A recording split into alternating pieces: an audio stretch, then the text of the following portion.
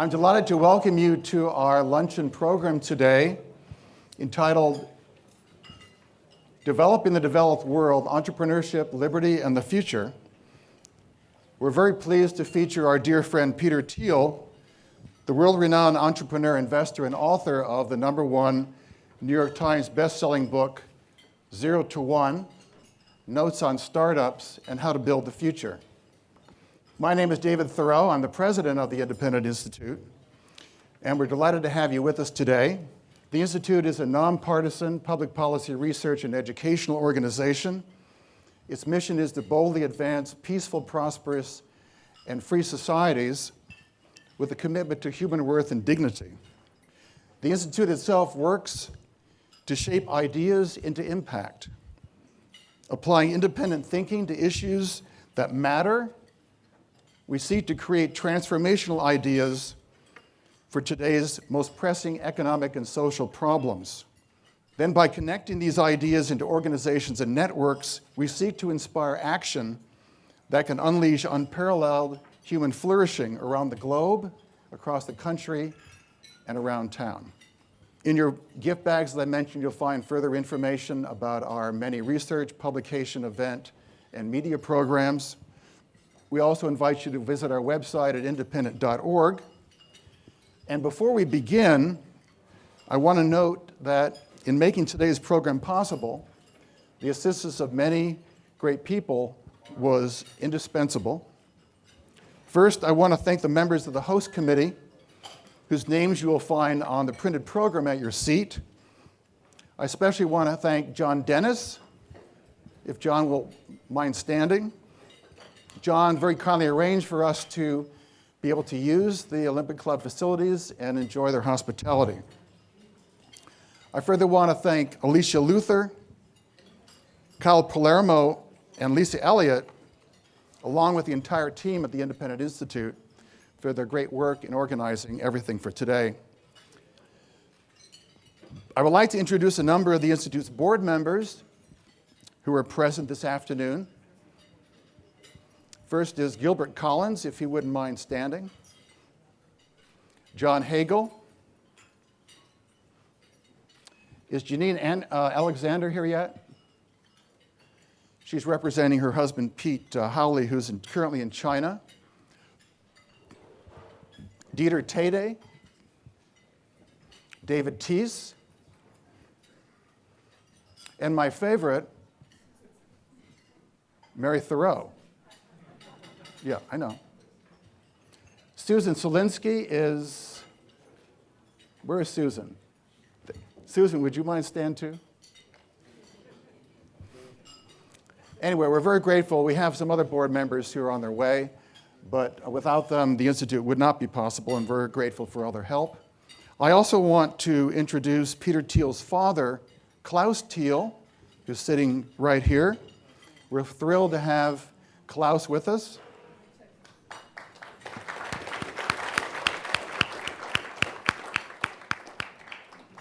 Some of you may not know that today marks the birthday of such innovators as composers Wolfgang Amadeus Mozart and Louis Schubert, author Lewis Carroll, chemist Dmitri Mendeleev, publisher William Randolph Hearst Jr., dancer Mikhail Baryshnikov, actress Donna Reed, Nobel laureate physicist Samuel Ting, he discovers subatomic particles, and architect Balthasar Neumann. But where do such innovators come from? And what should we be doing to facilitate this for the future? Peter Thiel was born in Germany and immigrated to the US with his family at age 1. Thank you, Klaus. He graduated Phi Beta Kappa from Stanford University, where he received an AB in philosophy and a JD from Stanford Law School. He was the founding editor of the Stanford Review and president of the Stanford Federalist Society. We first had the pleasure of getting to know and working closely with Peter in 1995 when he became a research fellow at the Independent Institute and co-authored a book for us with David Sachs called The Diversity Myth on the issue of political correctness and using Stanford as a case study. He has since become legendary in first founding PayPal in 1998, leading it as CEO, in February 2002 taking it public as one of the first IPOs after the horrific 9/11 attacks, and then just 8 months later, selling it to eBay for $1.5 billion. He then founded Clarium Capital Management, and in 2004 he made the first outside investment in Facebook, where he is a director. That same year, he founded Palantir Technologies. He's provided early funding for LinkedIn, Yelp, Robotex, Spotify, and dozens of successful technology startups. He's the co-founder and partner at Founders Fund that has funded companies like SpaceX and Airbnb. And he's the co-founder of Valor Ventures that has founded such technology startups outside the US as Zero, TransferWise, and Canopy Labs. His firms Palantir, Valor, and Mithril are all named after key elements, phenomena, found in J.R.R. Tolkien's masterpiece novel, The Lord of the Rings, of which both he and I are big admirers. Peter also started the 20 Under 20 Thiel Fellowships, which nurture tech visionaries of tomorrow. And he leads the Thiel Foundation, which works to advance technological progress, long-term thinking about the future, and the advancement and application of the ideas of liberty. Peter further co-produced David Sachs' film, Thank You for Smoking, based on the Christopher Buckley novel. He's been rated a master of the National Chess Federation, and received the 2010 Innovator of the Year Award from Economist magazine. Now, of course, he's authored the book 0 to 1, which you all know about. Hopefully you'll all get a chance to read. George Gilder has called the book, quote, hands down, the best business book ever written, unquote. So please join me in welcoming Peter Thiel. David. Well, David, thank you very much for that incredibly flattering introduction. I always worry it just goes downhill from there. But one of the challenges in writing a book about entrepreneurship or teaching a class on this is that there is sort of no formula. And I think science always starts with a number 2. It starts with experiments you can repeat, things you can do over and over again. But there's sort of a sense in which every moment in the history of business, every moment in the history of technology happens only once. The next Mark Zuckerberg will not be starting a social networking company. The next Larry Page will not start a search engine. The next Bill Gates will not be starting an operating system. And so if you are trying to copy these people, you're in some sense not learning from them. And so I think one of the really big challenges in teaching or writing about entrepreneurship is what can you say about being an entrepreneur at all when the key thing is always to do something new, different, that's not precisely been done before. And so the point of departure I start with in 0 to 1 is a somewhat indirect approach by asking a series of contrarian questions. The business question is, what great company is nobody starting? The more intellectual version of this question is, tell me something that's true that very few people agree with you on. And this is a fantastic interview question. It turns out to be quite a hard question. Even when people can read on the internet that you ask it of everybody who comes in the door, it still is a hard question. It's one of those unusual questions where if you know it's on the test, it's still hard. And it's hard not just because we sort of think that new things require brilliance or something like that, but because it's socially difficult. So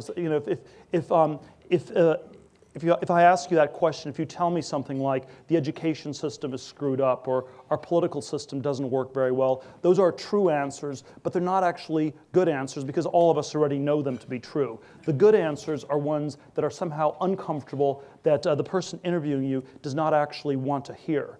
And I think we live in this world where courage is in far shorter supply than genius. And so it is sort of this, it is in a sense this problem of political correctness, properly understood, is this very deep, very, very broad sort of a problem.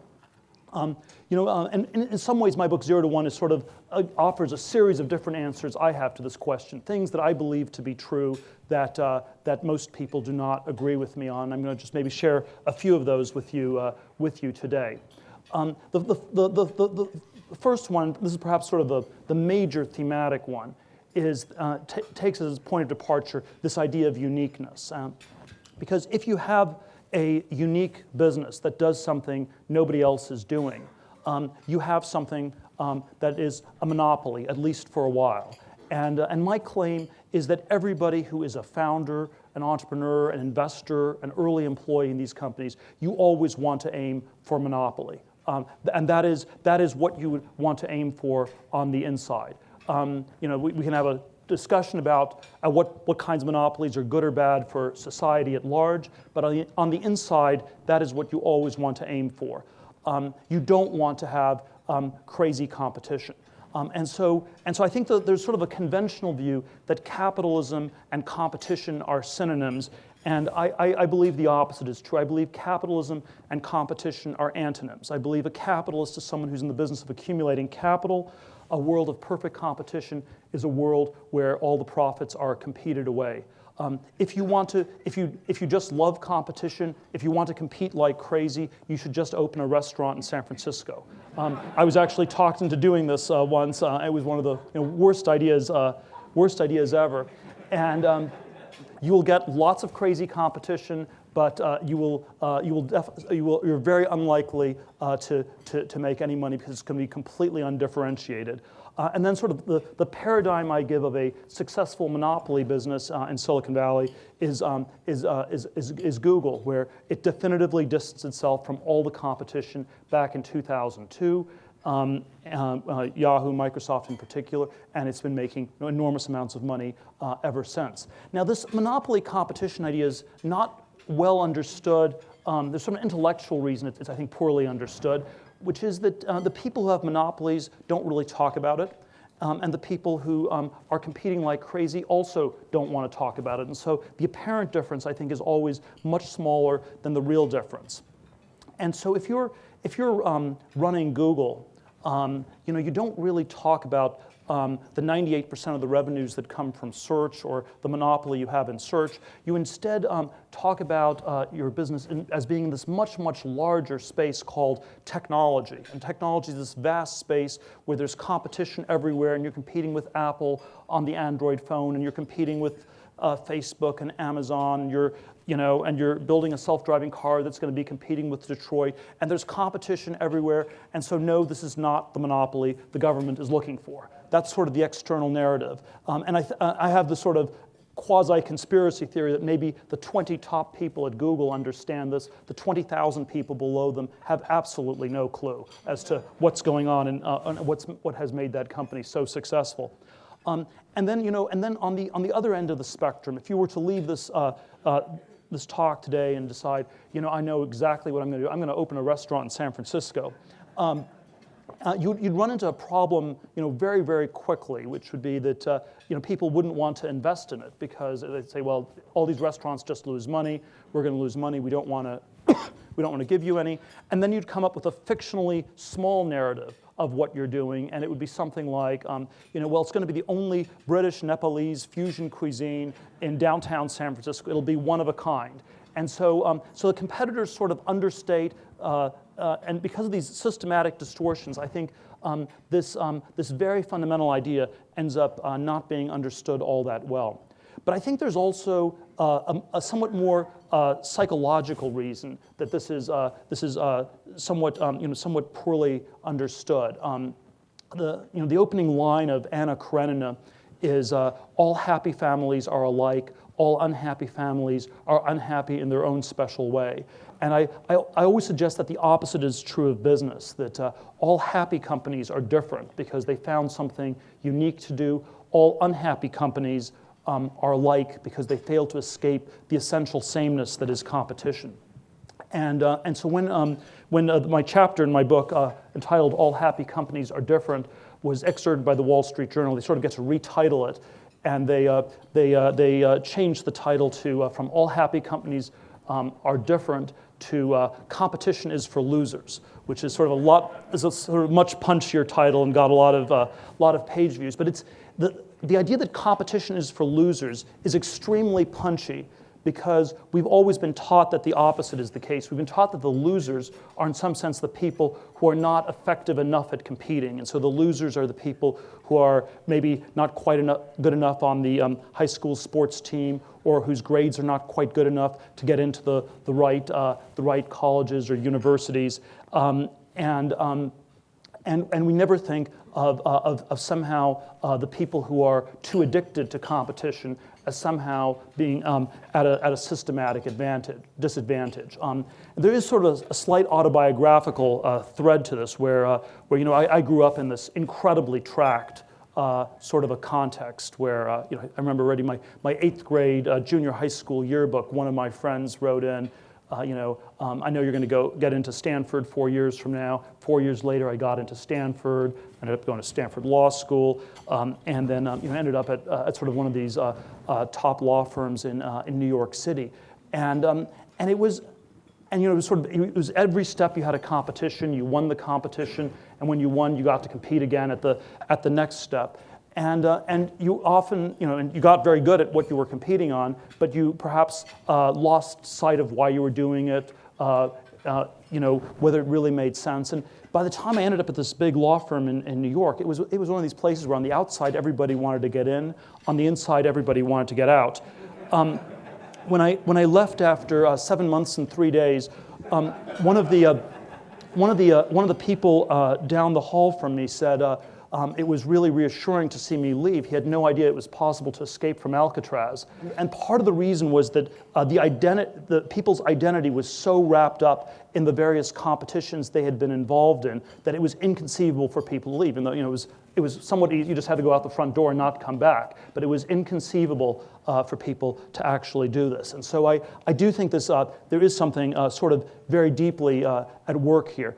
If you sort of were to transpose this into Silicon Valley context, there's always a somewhat peculiar phenomenon where so many of the people in Silicon Valley who seem to be among the more successful entrepreneurs seem to be suffering from a mild form of Asperger's or something like this. And I think we need to always turn this around into a critique of our broader society. We need to ask the question, what is it about our society where the people who do not have Asperger's get talked out of all of their creative, interesting, original ideas before they're even fully formed. And you sort of pick up on all these subtle social cues. You see, oh, that's a little bit too strange, that's too weird, that idea doesn't make sense, maybe I'll just go back to opening that restaurant, or something like this.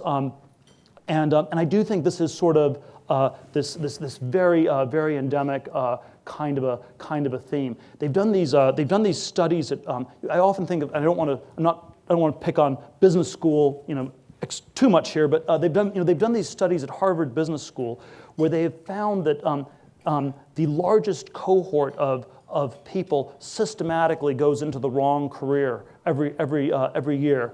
And what I submit happens is something like you have sort of this hothouse environment full of people who are extremely extroverted, maybe a little bit low on the conviction side. They spend 2 years talking to one another about what they're going to do next. And at the end of the 2-year process, you somehow all often end up gravitating towards trying to catch the last wave in one way or another. And so in '89, everybody wanted to work for Michael Milken, so a year or two before he went to jail. No one was ever interested in technology except 99, 2000, when people from HBS descended on Silicon Valley and sort of timed the end of the dot-com bubble perfectly.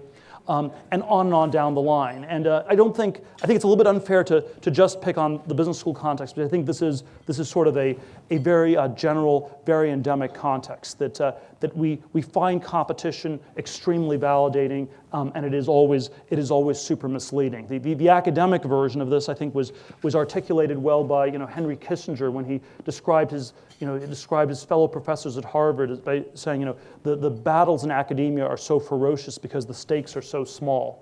And we always think of this as like some sort of definition of insanity. Why would you fight like crazy? You'd fight like crazy if the stakes are big. Why would you fight like crazy if the stakes are small? And it's of course, when people are not differentiated, the differences get very small. You fight over less and less, and so it is both a definition of insanity, but also sort of a working out of the logic of the situation.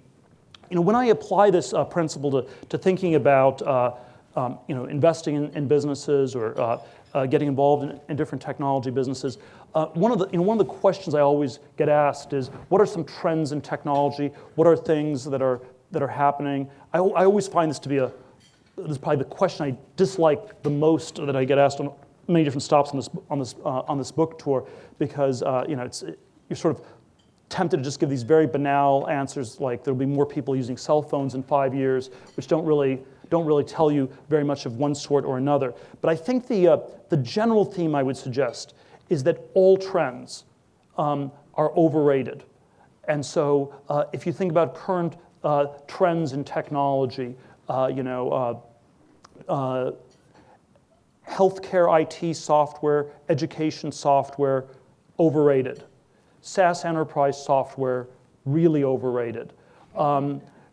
Big data, cloud computing, if you hear those words, you need to think fraud. You need to run away as fast as you possibly can.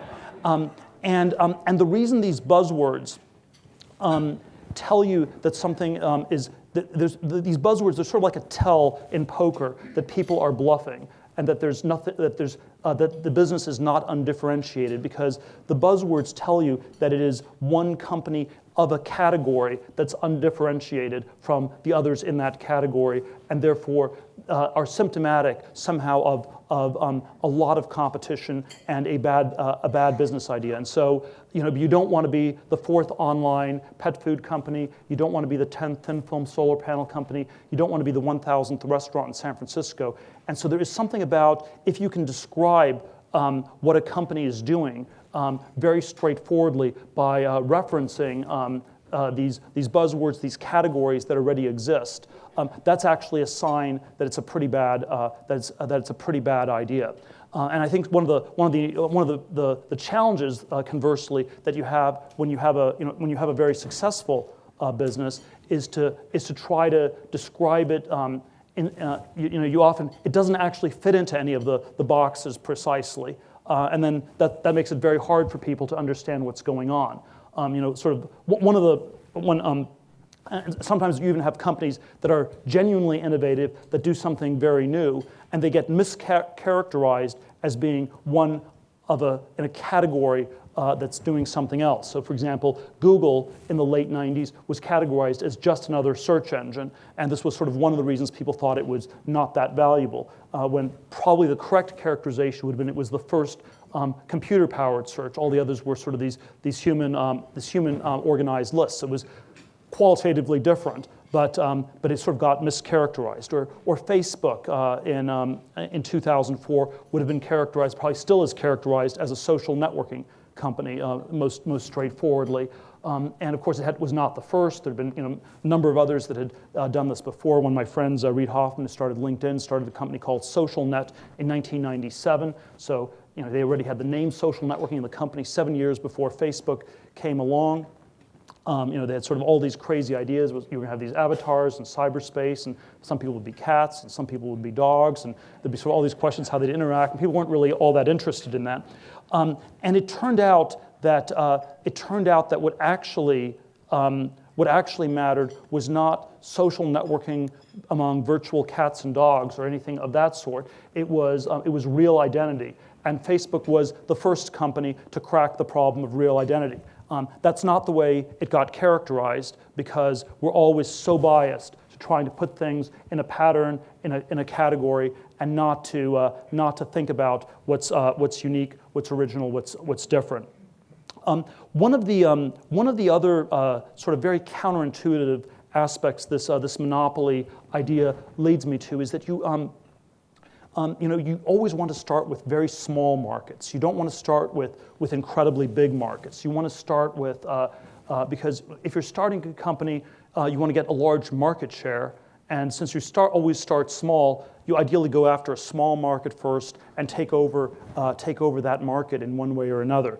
PayPal started with power sellers on eBay. It was like 20,000 power sellers. They had a big need for a new payments solution, and we got to about 30-35% market share in the first 3 to 4 months, and then you gradually expanded, and then over many years you branched out from there. Facebook launched at Harvard, 10,000 students, and you went from 0 to 60% market share in 10 days. Again, sort of a very auspicious start, and then you could branch out from there. One of the really big disasters of the last decade was the whole clean tech fiasco.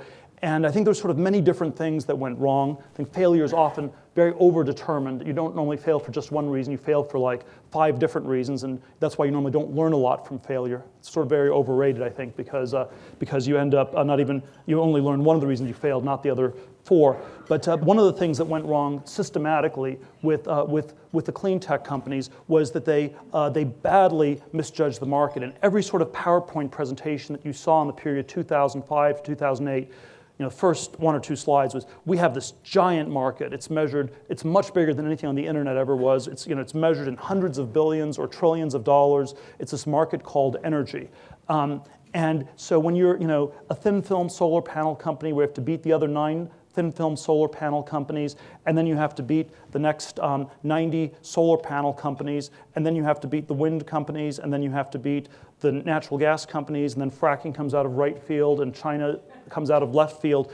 When you're a minnow in a vast ocean, that is not the place you want to be. There's no such thing as an empty ocean, and you have no idea what you're going to encounter, and that's the kind of thing that I think we want to always try to systematically avoid in one way or another. Let me end with leave as much time as we can for questions, but I'll end with one sort of somewhat bigger picture, contrarian thought. I think that for the 21st century to be a successful century, we have to sort of find a way for both globalization and technology to proceed apace. But I think it is very important to understand, these words always get used synonymously, and I think they should be differentiated very strongly. I always draw globalization on the x-axis, and I describe it as copying things that work, going from 1 to n, horizontal, extensive growth. I describe technology as vertical, intensive growth, doing new things, going from 0 to 1. So globalization is like going from 1 to 100 typewriters. Technology is going from a typewriter to a word processor. And there have been sort of periods of globalization and technology in the last 2 centuries, and they're not synonymous. The 19th century, I think you had both. You had enormous globalization, enormous amounts of technological progress, 1815 to 1914. 1914, World War I starts, globalization goes into reverse, trade breaks down, the world becomes sort of much more fragmented, part of it becomes communist, more or less secedes from the rest of humanity. Technology continued very, very much apace. By the 1971, Kissinger's trip to China is the point where I would say globalization starts again very much in earnest. But I think we've had, for much of the last 40 years, a somewhat more limited technological progress, where the word technology has been narrowed to information technology. In the 50s and 60s, technology meant many other things. It meant biotech, medical devices, it meant nuclear power, new forms of energy, underwater cities, the green revolution in agriculture, space travel, supersonic aviation, flying cars, et cetera, et cetera. And so there has been, so I would argue that the 19th century had both.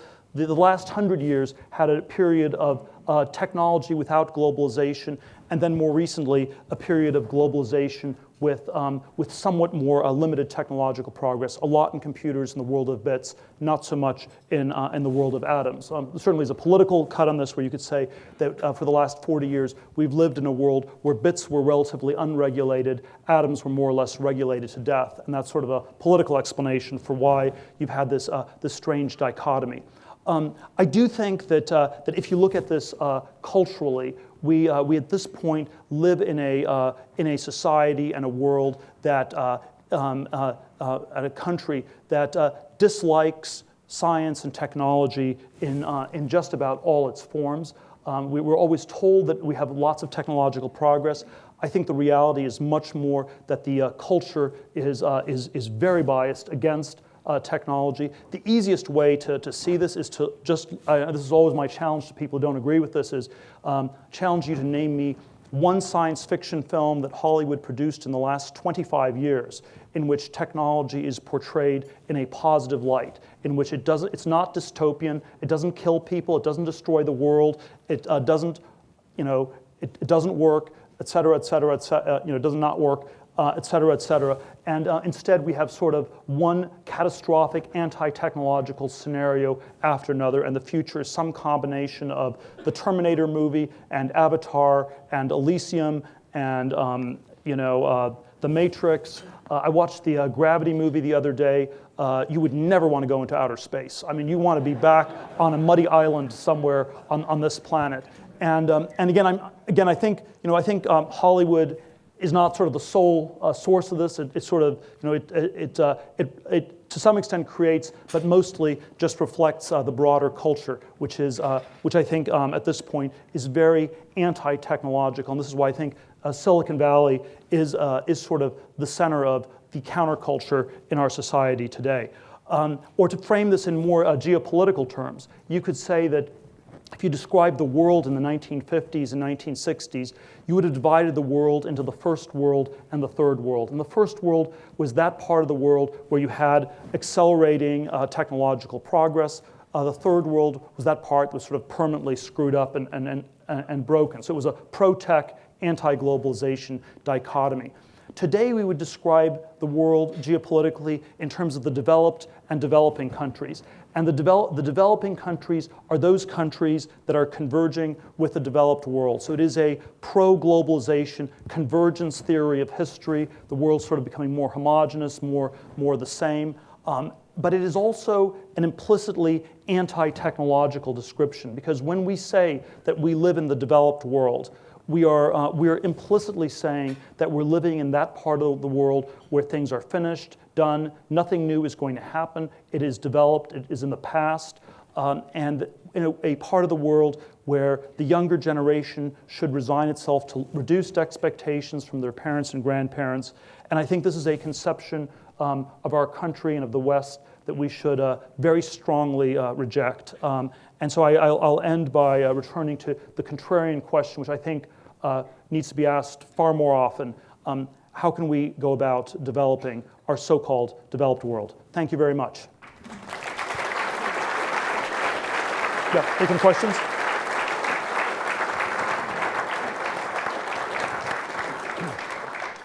We have quite a few questions here. I think we can start with,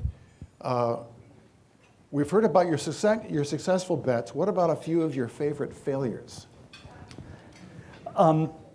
I don't know if I have any favorite failures. None of your personal ones, but.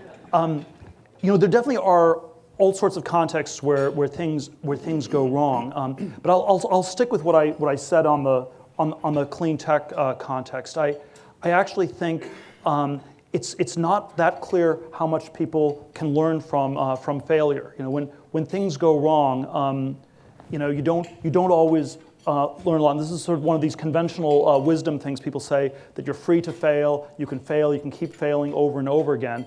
But I actually think that in many contexts, people do not learn all that much. There's always this question. I think in Silicon Valley there have been sort of many companies where the PayPal had sort of it was sort of a moderately the companies have been a lot more successful than PayPal. Certainly, whenever you sell a company, you can say it's not a complete success. The thing you really want is for a company to remain standalone. So it was a very bittersweet process. It was certainly a success by many measures, but then we had hoped to turn it into a new world currency, to change the nature of money, and we were sort of stuck on this eBay platform. And at the end of the day, the logical thing for us was to combine forces. But it was this sort of intermediate outcome, which I think was quite good for training a lot of entrepreneurs, where what people learned, it was hard but possible to build a really successful company. And I think this was the lesson that sort of led to a lot of people then starting some really great companies in the years after PayPal. If you had been in a company that failed, the main lesson people learned in the late 90s afterwards was you have to aim lower. You have to try something that's less ambitious. And so failure ends up being a self-fulfilling sort of prophecy where you then, if you fail, you often end up finding it really hard to succeed. And I think on the other end of the spectrum, if success is too easy, which I think was sort of the Google, Microsoft experience, people learn also the wrong lesson, that it's easy. So if you learn the lesson it's easy or impossible, that's a bad lesson. Hard is probably a pretty good lesson. So extreme optimism and extreme pessimism, I think, are always the bad sentiments. Extreme optimism tells you that there's no need to do anything. The future will take care of itself. Extreme pessimism tells you there's no point in doing anything. We're all doomed. And what extreme optimism and extreme pessimism converge on is you just don't do anything. And so I think it's always good to have a somewhat intermediate thing, not focus on extreme success or extreme failure. Okay, a related question, since you mentioned Microsoft. The question is, you say in your book that Microsoft and Oracle are not good bets because they are not innovating. So who is? Related to that would be, what advice would you give an entrepreneur to develop a mindset towards unlocking secrets? Let's see. There are many companies that are good investments even if they don't innovate. So there are sort of points where they can be successful businesses. They generate cash flows. They're like banks. They sort of make money. They don't have to do that much new for a long time.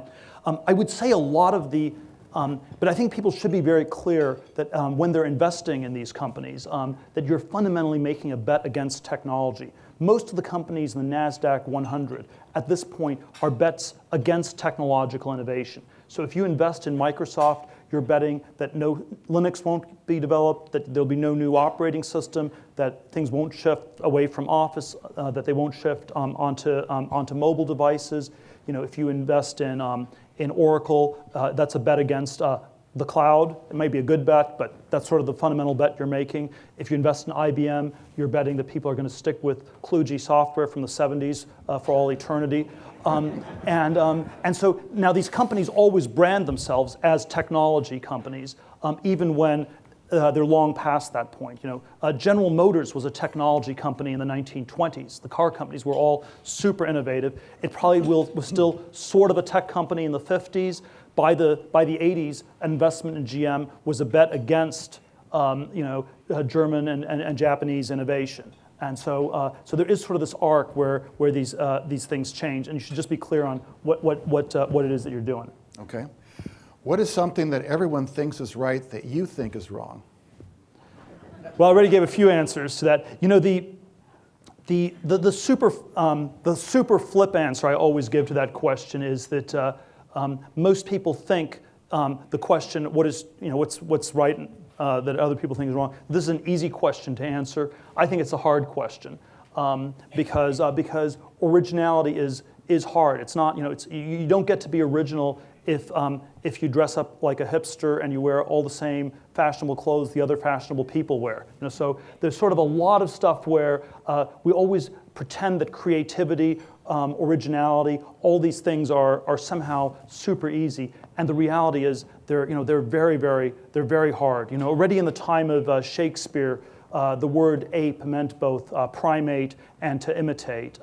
It was Aristotle, I believe, however, said, man differs from the other animals in his greater aptitude for imitation. And so there is this imitation aspect to human nature that runs very deep. It's how we learn language as kids. It's how culture gets transmitted. But it also leads to many forms of insane behavior. It leads to insane peer pressures. It leads to market bubbles, manias, and so I think trying to find a way to be original is quite difficult. I think in practice, I don't think there's a formula. This is how you do these 5 steps, and you will have an original idea. There's no easy formula.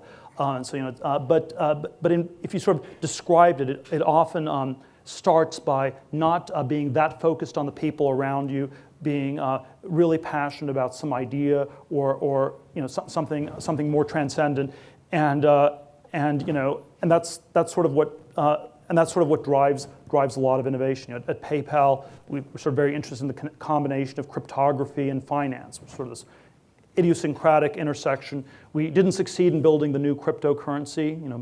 Maybe or maybe not Bitcoin will do that, but it was nevertheless sort of a very motivational kind of a thing. So I think always having some sense of mission is very powerful. I always like to distinguish mission-oriented companies from social entrepreneurship, where a mission-oriented company is a company where if it doesn't work on the problem it's working on, the problem will never be solved because it's the only company in the world that's working on an important problem. My colleague Elon Musk from PayPal is working on the SpaceX company. Their mission is to go to Mars. Now, you may or may not agree on that being an important or worthwhile mission, but it's the only company in the world you can work on if you think that's an important mission. And for the people there, that is incredibly motivational. Social entrepreneurship, by contrast, tends to lead to an awful lot of these sort of copycat, imitative sorts of businesses. And I think it starts with the ambiguity inherent in the word social itself, where social can mean either, number one, good for society, or number two, it can mean good as seen by society. And I would submit that in most of the cases, it's actually the second definition that dominates. And when you're doing something that is merely good as seen by society, you are likely to already be in an area where you will have automatically a vast number of copycats. And that's why I think social entrepreneurship as a category has been such a dismal failure. So since you mentioned Bitcoin and your experience with PayPal, what are your thoughts on Bitcoin? It's always, I'm still somewhat biased since we failed to do it at PayPal. We have to you then always assume, when you fail, you assume you can't do it. And so we've probably been somewhat too biased against Bitcoin over the years because we failed, therefore no one is going to succeed at this. It was certainly an incredibly brilliant innovation where you solved a whole combination of different problems. There is I think that the challenge that Bitcoin has at this point is PayPal. We set out to create a new currency and we just built a payment system. Bitcoin actually created a new currency, but I think they still need to get the payment system part to work. And so that is, I think, going to be the big challenge. Are there easy ways to get the Bitcoin protocol to work really easily where you can turn it into a form of currency or not? And I think that's the part that still is an open question. When the bubble in higher education bursts, what will happen in the university market, in society? Yeah, so I guess I've been sort of a fairly big critic of our university system over the last number of years. I've been on record as saying that we at this point have a giant bubble in education. We have over $1 trillion in student debt in this country, and to a first approximation, I believe the $1 trillion went to pay for lies that were told about how good the educations were that these people got. And so the more the colleges cost, the more money they have to tell lies about how good a job they're doing. If you look at education. One of the things that's sort of characteristic of all these different bubbles is, the public's of course involved. You have sort of an incredible mania around it. No one can question it. They also always involve an incredible abstraction. Education is an incredible abstraction, and when you sort of because you never are allowed to talk about what it is that you're learning or what the substance is. If you try to sort of make it less abstract, I think you sort of get to some different things. The economic version of it, I suggested to make it less abstract, is you could ask, is education an investment, where you sort of invest in something in order to increase your earning power? Is it a consumption decision, where college is a 4-year party? And I originally thought it was like the housing bubble, which was sort of a combination of consumption and investment, where people thought, I'm buying a big house with a swimming pool, look at how much money I'm saving, which is sort of a crazy way to think about things. So when you think you're consuming by investing, that's sort of like A and not A at the same time. But I think at this point it's actually a combination of two different things. It's a combination of an insurance policy people are buying because they're scared of falling through the big cracks in our society. And then that's combined with the reality of a zero-sum tournament, where if you get a diploma from the wrong school, it ends up being a dunce hat in disguise. And so we basically have a zero-sum tournament that masquerades as an insurance policy, and which are, of course, very different kinds of things. So that sort of gets you at the sort of fundamental fraud. When I've talked to college presidents about this, if you were the president of Harvard or Stanford, if you wanted to get fired the next day, if you wanted to sort of get a lynch mob to come after you of faculty and students and alumni and board members, the one thing you would have, all you'd have to propose would be that you would double enrollment over the next decade, because it is a zero, and that I think is the tell that we're talking about a zero-sum tournament where the value comes from a system of exclusion where we don't let other people in, and so you would basically, and of course this is a very odd sort of economic good where. What sort of a good is it where you don't try to increase the number of customers, you don't try to increase the size of your business, especially if it's so good for all the people who are supposedly getting it. And it's sort of like you're running some crazy nightclub with a velvet rope and a long line and nobody on the inside.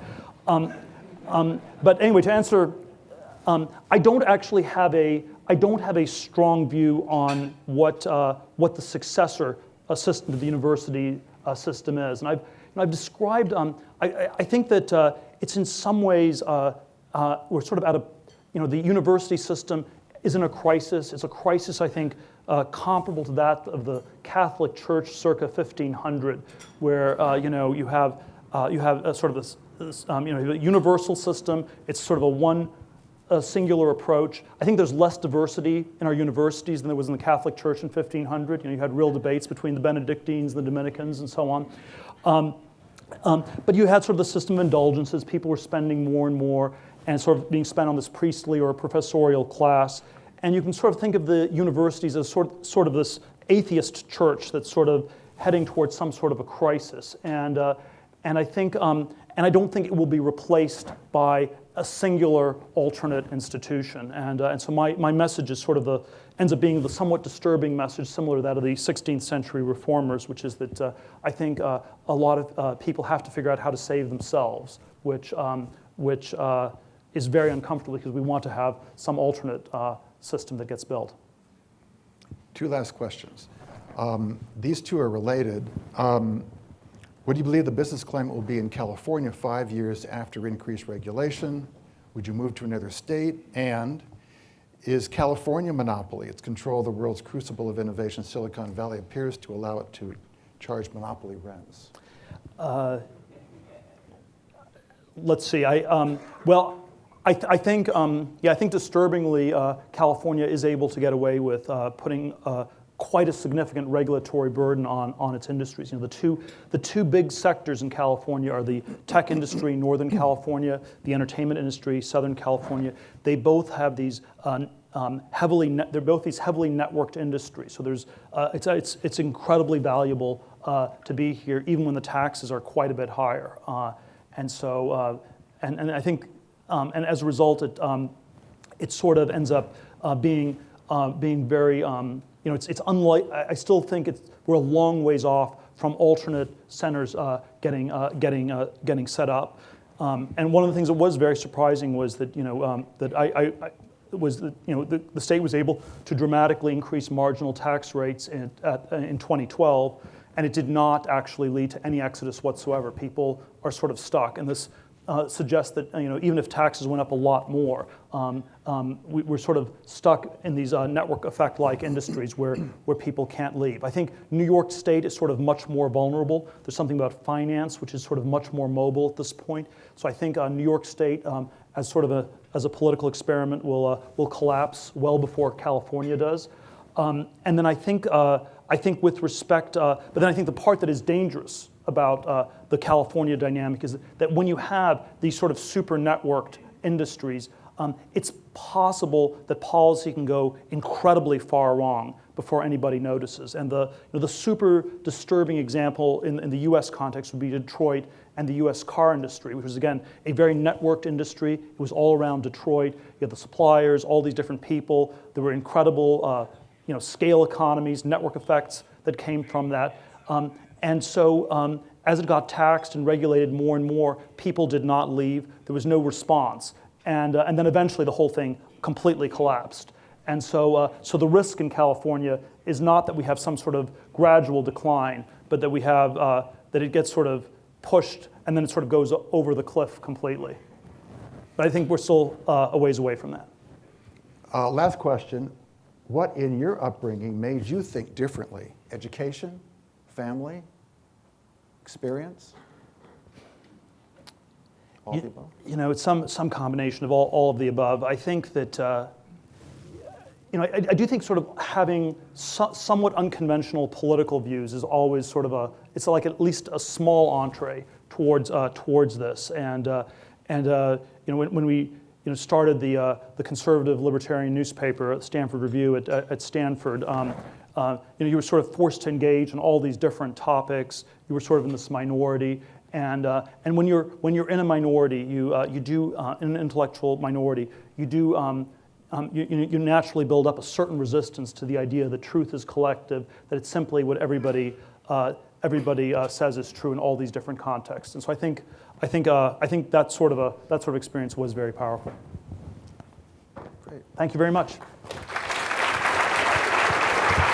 Awesome. Thanks.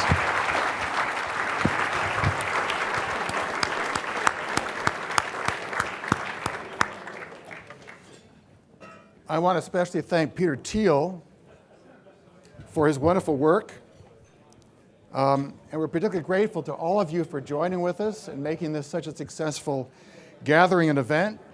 As I mentioned before, copies of 0 to 1 are available next door. Peter has kindly agreed to autograph copies for people. Please visit our website at independent.org, and we look forward to your joining with us again in the future. Thank you for joining with us.